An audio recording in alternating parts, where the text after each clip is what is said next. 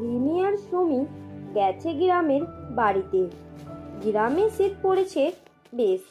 এক রাতে দাদির কাছে ভূতের গল্প শোনার বায়না ধরল ওরা। দাদি বললেন, ঠিক আছে, আজ রাতে তোদের গল্প শোনাবো।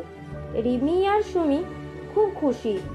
ওরা রাতের খাবার শেষ করে গায়ে কম্বল জড়িয়ে বসলো। বলল, দাদি গল্প শুরু করো। দাদি বললেন, অনেক দিন আগের কথা। জঙ্গলে একটা ভূত ছিল। সে ছিল ভীষণ পেটুক।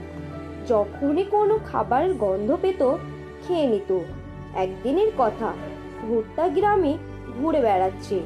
হঠাৎ দেখতে পেল এক বাড়িতে অনেক মিষ্টি বানানো হচ্ছে। কিছু একটা আনতে ঘরের ভিতরে গেল রাঁধুনি। কড়াই গরম মিষ্টি। ভূতটা ভাবলো, এই তো সুযোগ, দুই একটা খেয়ে নি, কেউ কিছু জানতে পারবে না। ভূতটা দিল কড়াই হাত, অমনি হাত গেল পুড়ে। ভূত তো চেঁচাচ্ছে, ও বাবা গো, ও মা গো। তখনই রাঁধুনি চলে এলো। রাঁধুনির ডাকে গ্রামের লোকেরা জড়ো হয়ে ভূতকে তাড়িয়ে দিল গ্রাম থেকে। তারপর থেকে পেটুক ভূতটাকে আর গ্রামে দেখা যায়নি।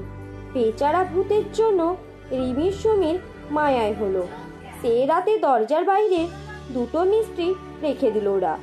ভুল করেও তো ভূতটা যদি এদিকে আসে, মিষ্টি পেলে নিশ্চয় খুশি হবে। পরের দিন খুব ভোরে উঠে দরজার বাইরে ছুটে গেল রিমি সুমি। গিয়ে দেখে মিষ্টির চারপাশে পিলপিল করছে হাজারো পিঁপড়া। বেচারা পেটুক ভূত কি হারিয়ে গেল?